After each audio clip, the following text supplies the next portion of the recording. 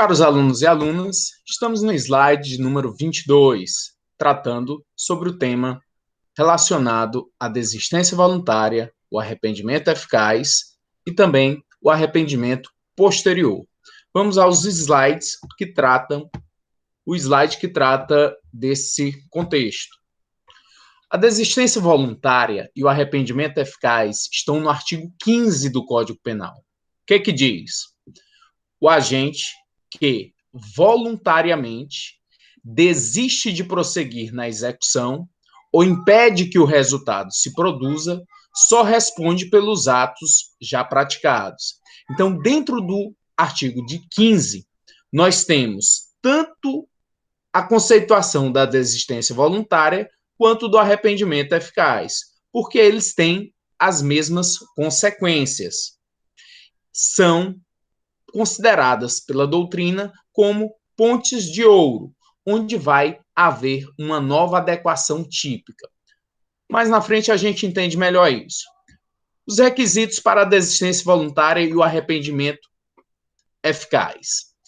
A voluntariedade, ato oriundo de livre escolha por parte do sujeito, então o ato é da minha vontade.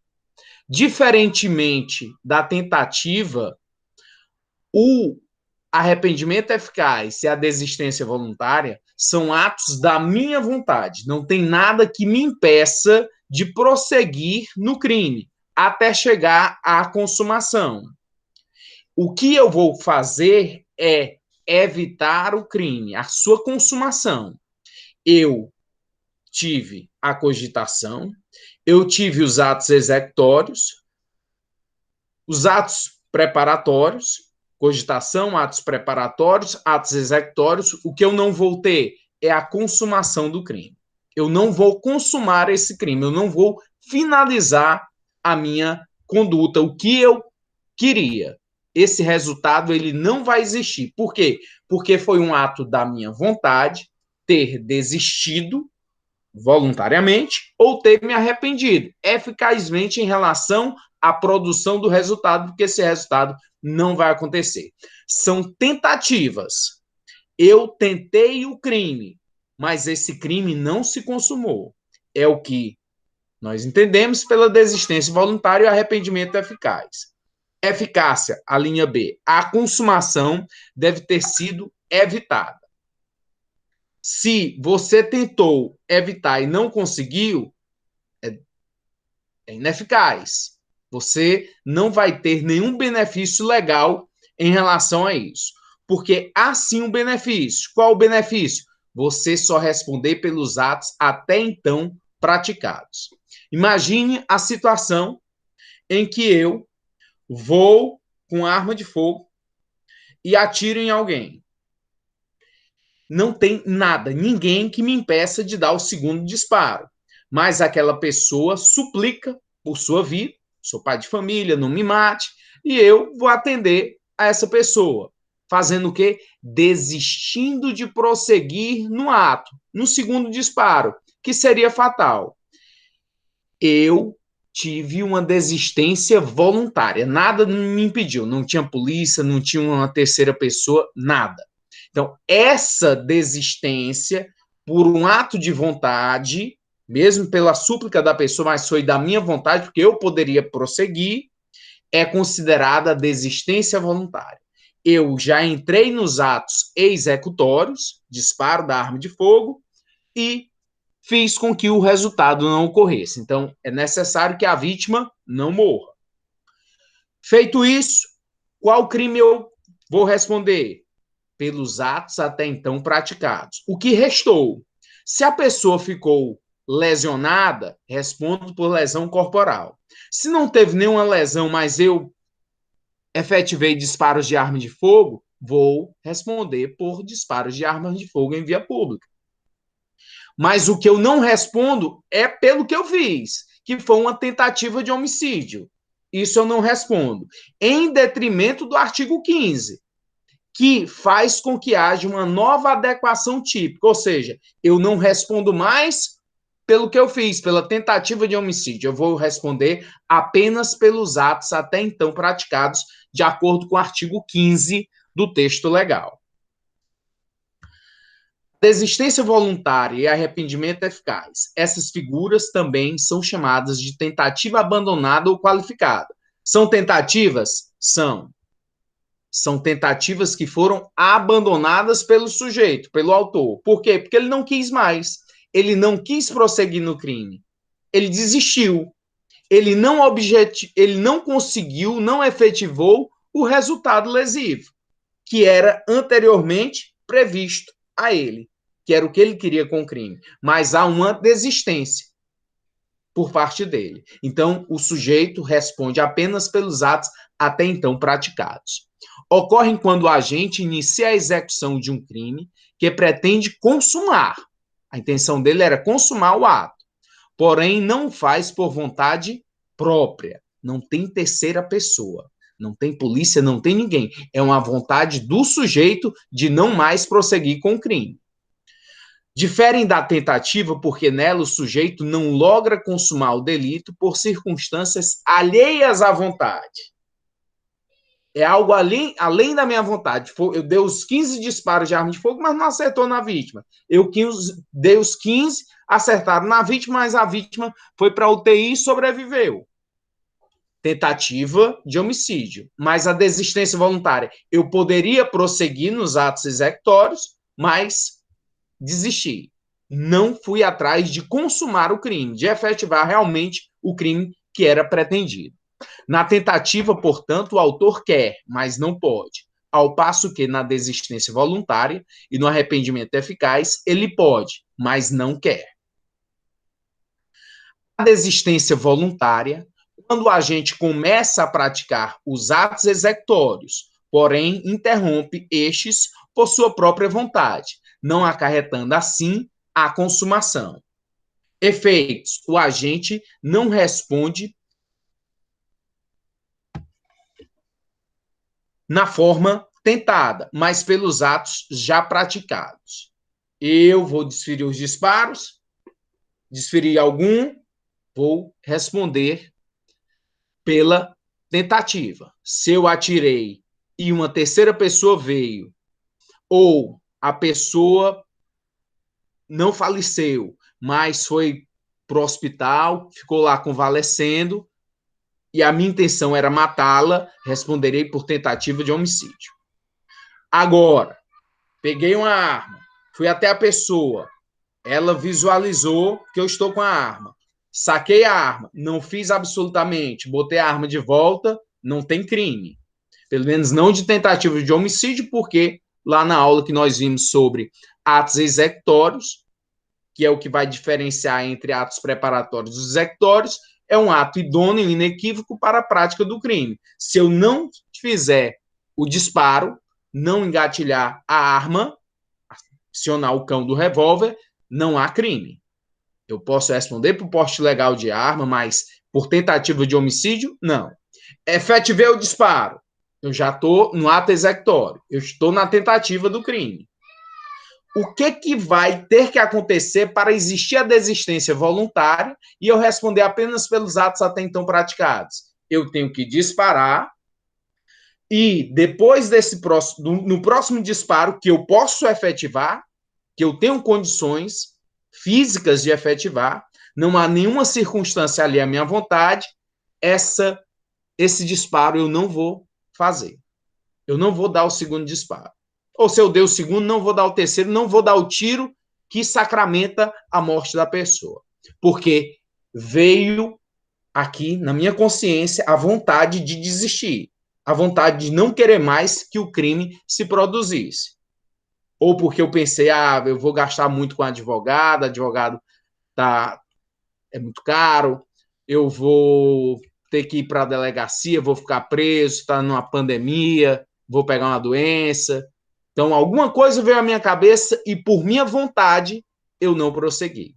Mesmo que tenha sido pela súplica da vítima, por um telefonema de um terceiro, mas eu desisti de prosseguir no crime, só respondo pelos atos até então praticados. Se lesei o sujeito, se ele restou lesionado, respondo por lesão corporal, quer seja grave, gravíssima. Se não pegou nele, posso responder pelo disparo de arma de fogo. Para a ocorrência da desistência voluntária ou arrependimento eficaz, basta que o agente haja voluntariamente, não se exigindo que o ato seja espontâneo, ou seja, desde que o agente pare voluntariamente de agir. E são irrelevantes os motivos que levaram o agente a optar pela desistência voluntária ou pelo arrependimento eficaz. O ato, ele tem que ser da minha vontade. Não precisa ser espontâneo. O que a gente pode pensar sobre isso? Imagine que eu vou praticar um roubo, entro na casa do sujeito, um furto, entro na casa do sujeito, estou lá, já peguei todos os objetos que me interessavam, objetos de valor, e agora, por infelicidade minha, eu estou com uma dor de barriga terrível, incontrolável. E aí, o que eu faço? Eu deixo as coisas e vou embora? Isso seria desistência voluntária? Não, não seria. Por quê? Porque não seria desistência voluntária? Ou será que seria desistência voluntária? Como é que você consegue responder essa pergunta? A partir do momento em que você diz, esse sujeito conseguiria prosseguir no seu ato? Eu poderia prosseguir mesmo com dor de barriga? Mesmo todo melado? Poderia. Se eu posso prosseguir, mas eu não o faço por uma vontade própria, é desistência voluntária. Teria que ter algo que me impedisse, algo externo. A polícia que chegou, o morador que chegou. Mas, nesse caso, embora não tivesse sido espontâneo, mas foi da minha vontade. Uma vontade livre e consciente. Não tinha terceira pessoa me empurrando para isso, para fazer ou não fazer. Foi um ato de vontade. Pode até não ter sido tão espontâneo. Poderia ter sido minha mãe me ligando, não faça isso, não faça isso. Mas eu desisti. Se eu desistir, é desistência voluntária. O que acontece? Segundo o artigo 15 do Código Penal, eu devo responder apenas pelos atos até então praticados. Não vou responder pela tentativa de furto, que foi o que efetivamente eu fiz. Mas é uma questão de política criminal. Para quê? Para diminuir a quantidade de crimes consumados, para que a pessoa possa desistir no seu intento criminoso. E assim, o que vai acontecer? Eu vou responder apenas pelos atos até então praticados. Violação de domicílio, pode ser que eu tenha praticado dano ao arrombar a porta de entrada. Por esses crimes, mas pela tentativa de furto, não. Em detrimento de ter sido detectado que houve a desistência voluntária. Por conta disso, você tem que dar crédito ao que está estabelecido no artigo 15 do Código Penal e dizer que o sujeito, quando desiste voluntariamente de prosseguir no crime, ele somente responde pelos atos até então praticados.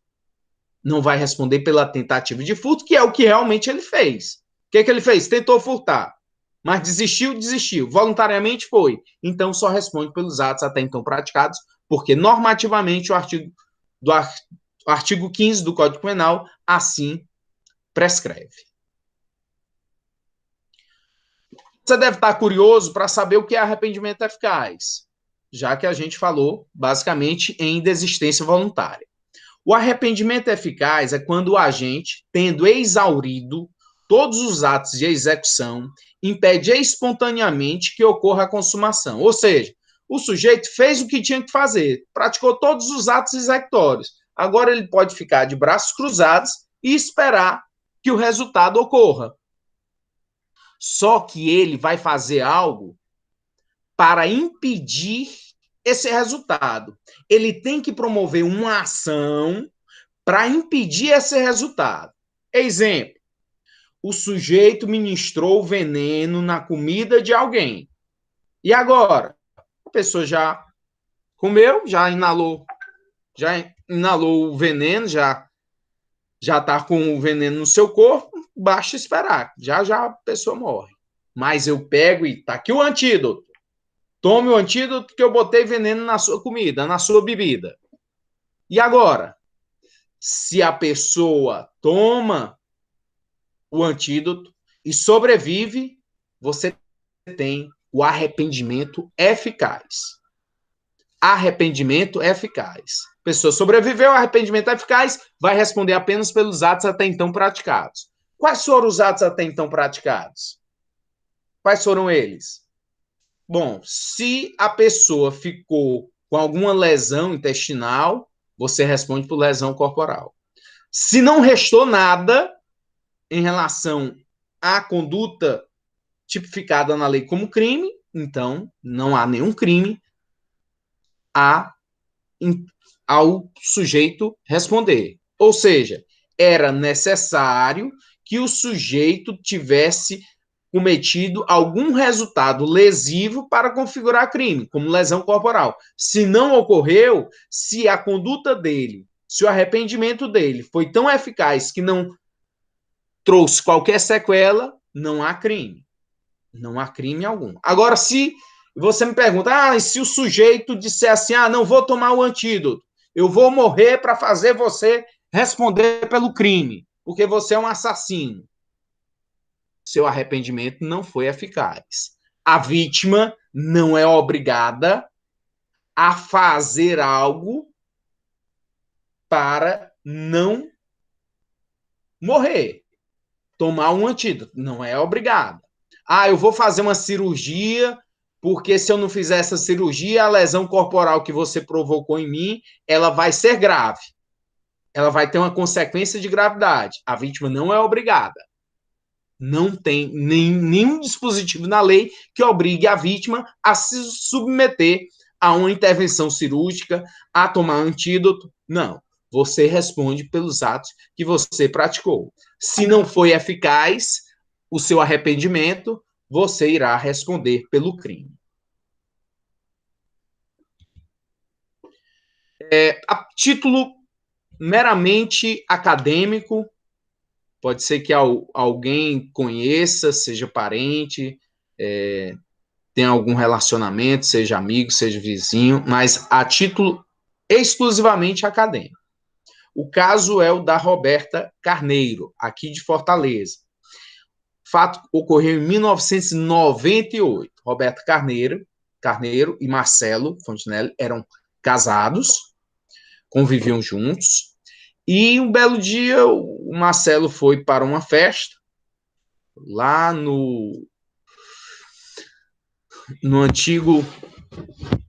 na antiga casa de show ali de pagode da Oliveira Paiva, mais ou menos bar, e chegou tarde, e quando ele chegou, as roupas dele estavam todas já colocadas em uma mala, fora da casa.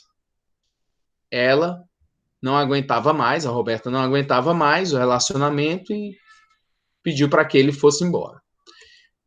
Ele chegou, possivelmente tivesse ingerido bebida alcoólica, entrou na residência, forçou, disse que tinha outras coisas para pegar e discussão verbal, grito daqui, grito de lá, e ela acompanhando, e ele vai até o armário.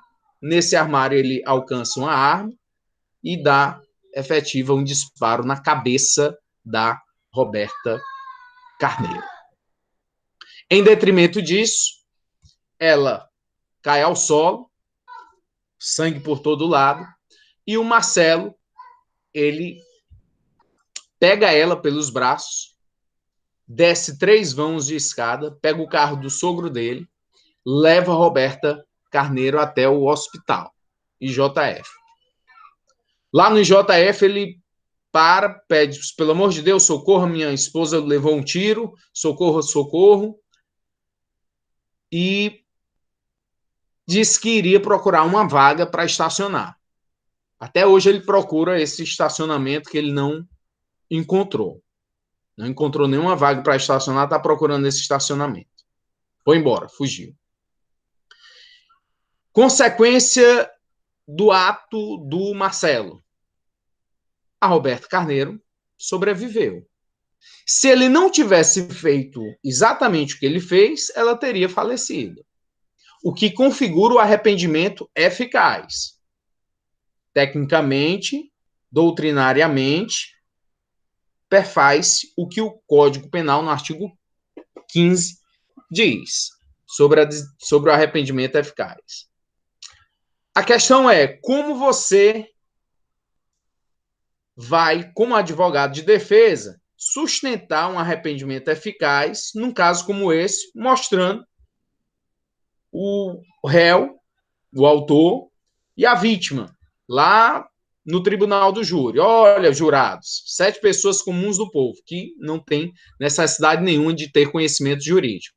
Olha, a Roberta tá salva, sobreviveu, olha aí, houve um arrependimento e foi eficaz. Os jurados vão pensar, eficaz como? De que forma? Não tem. Então você não convence os jurados, e os jurados não se convenceram e condenaram ele como homicídio, como tentativa de homicídio. E descartaram a questão do arrependimento eficaz, porque se fosse posto, se a defesa tivesse êxito, ele teria respondido por lesão corporal de natureza gravíssima. Mas acabou respondendo por tentativa de homicídio e foi condenado a 9 anos e 8 meses de reclusão na terceira vara do júri. Terceira vara do júri, já em 2007. Que loucura. Crime que ocorreu em 1998, mas só foi a julgamento em 2007. A defesa do Marcelo alegou arrependimento eficaz, pediu a desclassificação do crime de tentativa de homicídio para o crime de lesões corporais, mas o recurso foi negado. E a decisão acabou sendo confirmada em segunda instância. A desistência voluntária e o arrependimento eficaz, a distinção deles diz respeito à própria forma. Ou seja, na desistência voluntária, o agente interrompe a execução, enquanto o arrependimento eficaz, o que é interrompido é o resultado. Então, é muito importante que você tenha o conhecimento do itercrimes, que nós vimos nas aulas passadas.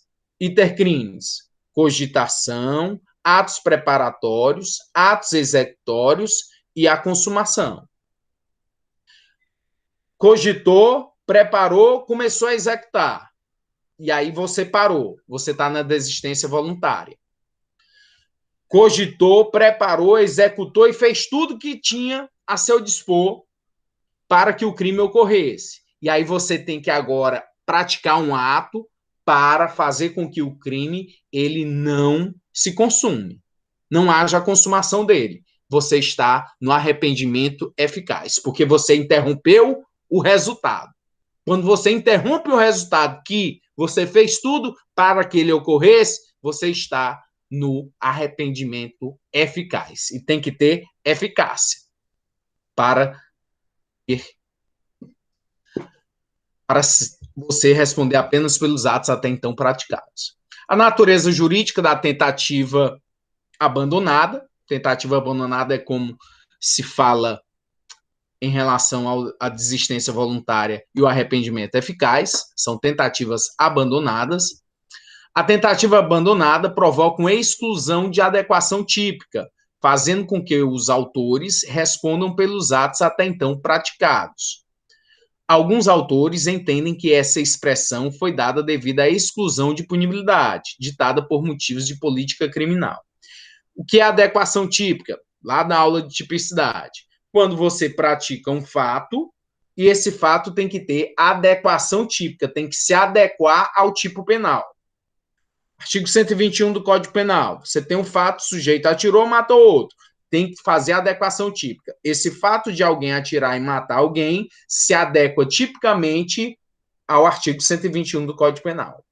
O que vai acontecer na desistência voluntária e no arrependimento eficaz? Vai haver uma nova adequação típica, porque a exclusão da adequação típica, o sujeito não responde pelo que fez. O que ele fez? Ele tentou um crime, ele não vai responder por tentativa.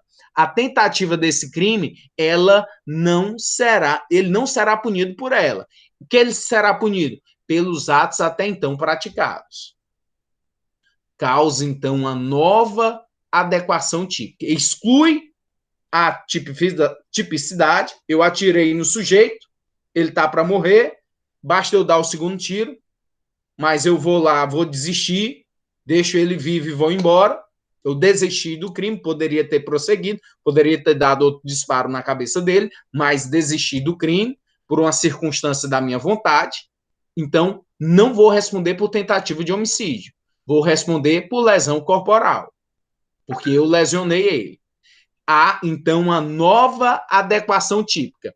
Eu não vou responder por tentativa de homicídio, vou responder por lesão corporal. Então, vai haver a exclusão da adequação típica, fazendo com que o autor responda pelos atos até então praticados. Motivo de política criminal, o que quer dizer isso? Porque o Estado, uma questão de política pública, política criminal, quer que as pessoas não prossigam nos seus crimes, que elas se arrependam, que elas desistam, e assim não haja consumação de crime. Consequência, haver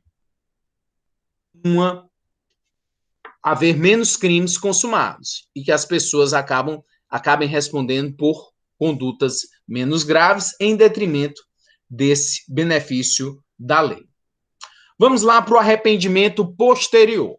Primeira coisa que nós temos que verificar, que dizer é que todo arrependimento é posterior. Eu nunca me arrependi de algo anterior. Eu tive que fazer alguma coisa e me arrepender depois.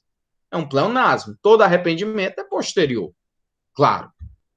Segunda coisa, esse arrependimento posterior ele é mal empregado, mal encaixado dentro do Código Penal.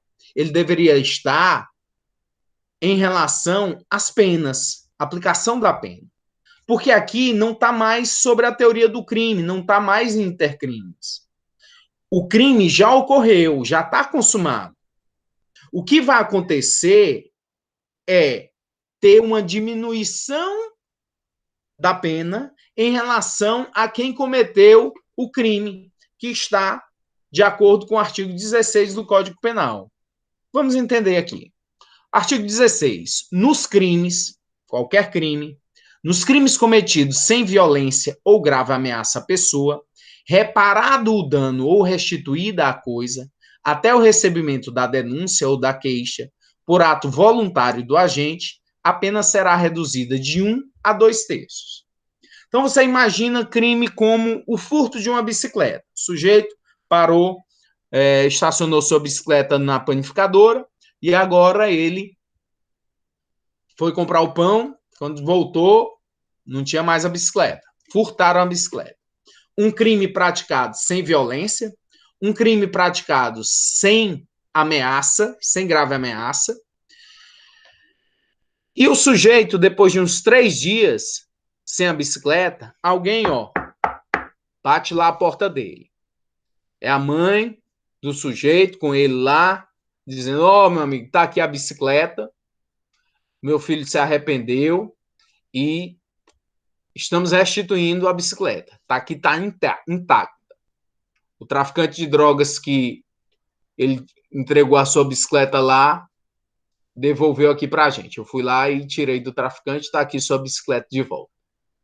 Será que constitui arrependimento posterior? Constitui. Em detrimento de quê? De ter sido um crime, o crime do furto da bicicleta, um crime sem violência, um crime sem grave ameaça. Agora, deixou de ter havido o crime de furto?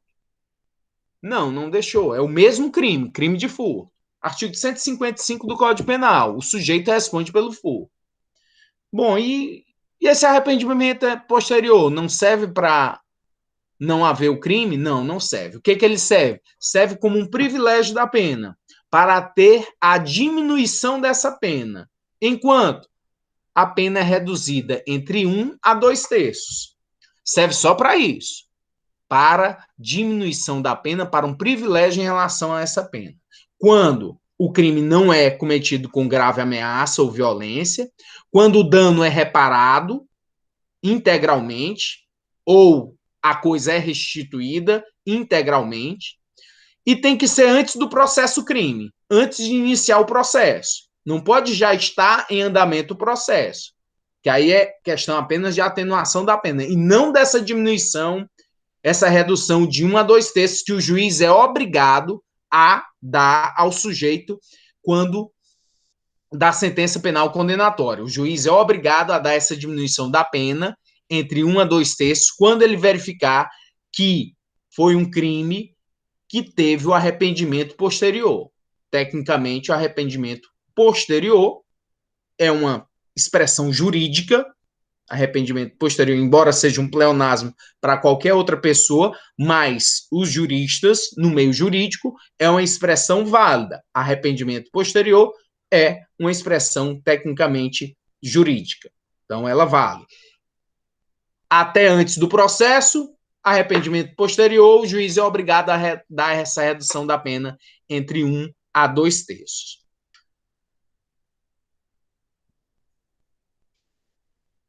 Não está mais na linha do intercrimes, o crime já aconteceu, comunica-se ao coautor e o arrependimento posterior. Se beneficiar a mim, eu que devolvi, tem que beneficiar também ao sujeito que estava comigo na hora do cometimento do furto. Vai ter que ter a diminuição da pena, a redução entre 1 a 2 terços para mim e para o meu comparsa. Requisitos do arrependimento posterior, segundo a doutrina, sem violência ou grave ameaça à pessoa, a violência pode ser até contra a coisa subtraída, a coisa objeto, o objeto material contra o qual eu estou praticando o crime. Só não pode ser o quê? Contra a pessoa, essa violência ou grave ameaça. Reparação do dano físico ou moral emergente do crime, ou restituir do objeto material. Ou eu restituo o que eu subtraí, entrego a bicicleta de volta, ou reparo financeiramente o valor do que foi danificado. Ou então, o valor moral emergente do crime. Então, às vezes, é algo que era de um valor sentimental, mas foi danificado. Eu vou moralmente ressarcir esse dano moral do crime. A reparação do dano, item 3, a reparação do dano ou restituição do bem constitua atos voluntários do agente. Pode até uma terceira pessoa, minha mãe que pagou, meu advogado que pagou, para diminuir minha pena, mas vai aproveitar a mim, porque acaba sendo um ato de vontade. Mesmo que não tenha sido espontâneo, mas foi um ato de vontade, era da minha vontade que houvesse essa reparação, embora não tenha saído do meu bolso. A reparação, item 4, a reparação ou restituição deve ocorrer até a data do recebimento da denúncia ou da queixa. Condição temporal, ou seja, denúncia ou queixa são procedimentos dados à defesa e da acusação. Acusação, promotor de justiça, através da denúncia, ele promove o processo penal. Com o recebimento dessa denúncia, há o processo crime. A queixa, o advogado da vítima pode intentar, em alguns casos, essa ação. Com esse recebimento da queixa, nas ações penais privadas, há o processo crime. Então, tem que haver o arrependimento posterior antes do início do processo, antes do juiz instaurar o processo criminal, para ter a condição temporal de favorecer o sujeito a ter essa diminuição da pena. Arrependimento posterior, aplicação de delitos tanto dolosos quanto culposos, tentados e consumados, simples, privilegiados ou qualificados, então qualquer crime tem a possibilidade de haver o arrependimento posterior. Natureza jurídica é uma causa obrigatória de diminuição da pena. O juiz ele acaba sendo obrigado a dar essa diminuição de pena. Incentivar o sujeito a reparar os danos provocados pelo crime. Em caso de violência culposa, segundo a doutrina e jurisprudência, é cabível arrependimento posterior, porque não houve violência na conduta. Eu não queria o resultado de lesão, mas eu não queria na minha conduta o resultado de lesão. o resultado lesão veio a título de culpa. Então, eu posso ter, sim, o arrependimento posterior. O que o Superior Tribunal de Justiça não permite é nos homicídios culposos. Então, há uma jurisprudência sedimentada no sentido da impossibilidade de aplicação em homicídio culposo de haver essa diminuição da pena em relação ao arrependimento posterior. Aqui um quadro comparativo da desistência voluntária, do arrependimento eficaz e do arrependimento posterior. Desistência voluntária e arrependimento eficaz no artigo 15 do Código Penal, arrependimento posterior no artigo 16. A natureza jurídica da desistência voluntária do arrependimento eficaz é uma causa de extinção da punibilidade, o sujeito não vai ser punido, mas há uma divergência em relação a isso, porque é a causa de adequação típica que nós falamos, e o arrependimento posterior é a causa geral de diminuição da pena. O momento em que ocorre a desistência voluntária, o agente abandona o intento antes de esgotar os atos executórios. No arrependimento eficaz, o agente, depois de esgotar os atos executórios, abandona o intento. Ele não chega à sua consecução, à sua finalização, à consumação do crime. No arrependimento posterior, o crime já se consumou, já houve o crime. Agora, o que vai influir é a questão da pena para haver a sua diminuição. Quanto à consumação, na desistência voluntária, não consumação por circunstâncias inerentes à vontade do agente. No arrependimento eficaz, não consumação por circunstâncias inerentes à vontade do agente. Arrependimento posterior, a consumação do crime. Consequências. Tanto na desistência voluntária quanto no arrependimento eficaz, o agente não responde pelos atos até então praticados, havendo uma nova adequação típica, a exclusão da adequação típica. No arrependimento posterior, é causa de a consequência é a redução da pena entre 1/3 a 2/3. Então, esse slide número 22 você encontra